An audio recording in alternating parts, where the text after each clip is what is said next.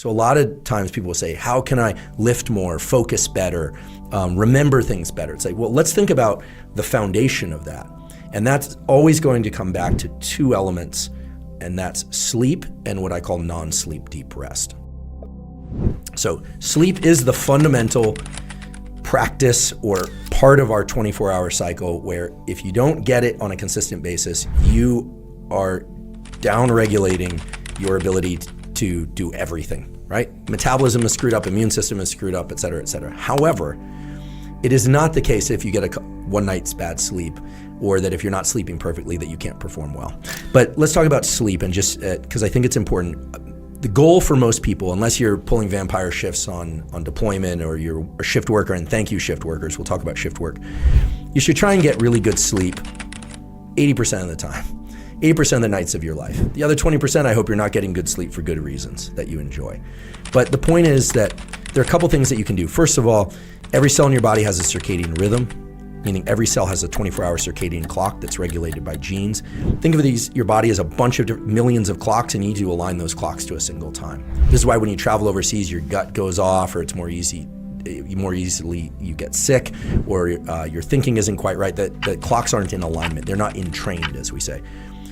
Number one practice for everything, sleep especially, is try and get some natural light in your eyes within an hour of waking up. If you wake up before the sun, turn on a bunch of bright lights and then get sunlight in your eyes once it comes out. If there's dense cloud cover, there are still more photons, light energy coming through that cloud cover than there are coming from artificial lights. So try and get 5 to 10 minutes without sunglasses outside in the morning once the sun is out. Most days, if not all days.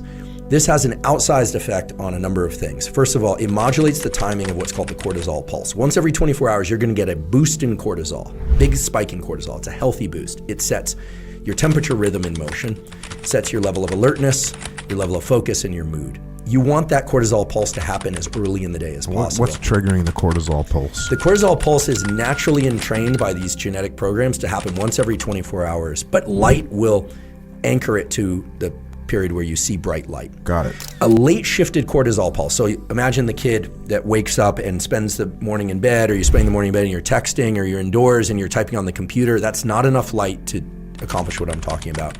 And then you go outside around noon or 1. You're in what's called the circadian dead zone, which is the time in which light arriving at the eyes can do certain things, but it can't time this pulse. That means that cortisol pulse is going to come in the afternoon, which means that your temperature rhythm is going to be shifted late, and that's actually a signature of depression and anxiety and difficulty falling asleep. Many people are waking up and they're just spending time indoors, and they're putting on sunglasses, getting in their car and driving, or there's cloud cover and they think there's no sun out. I don't mean that you actually have to stare at the sun. Never stare at any light so bright it's going to damage you. Please don't. And blink as necessary. But the indirect rays from the sun trigger these cells in the eyes called melanopsin ganglion cells. These ganglion cells, these are neurons. They send a signal to your hypothalamus. Then the hypothalamus releases this peptide, which is a wake-up signal for your whole brain and body, and sets a timer for the onset of melatonin release 16 hours later, melatonin being the hormone that makes you sleepy and makes you want to go to sleep. So you can imagine what happens if you don't get that light until a few hours later. Everything's shifted. And then you want to go to you don't know why you're wide awake at 11:30 or 12 and everything's messed up. The other thing is that you can get bright light from electronic devices early in the day, but it's not enough. You need photons from sunlight. Now, if you live in Scandinavia in the depths of winter, if you're up in Trondheim or Aarhus or something, okay, fine.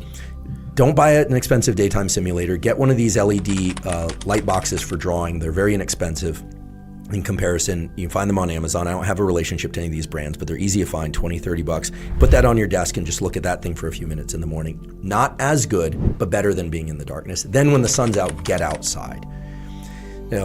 This is a huge effect for the following reason. The signal that arrives from the eyes to the hypothalamus also triggers the release of the neuromodulator dopamine. We hear about dopamine as a feel-good molecule, dopamine hits.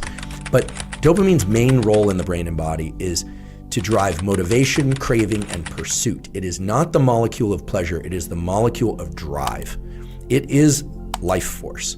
Dopamine is actually the molecule from which adrenaline, epinephrine, is manufactured.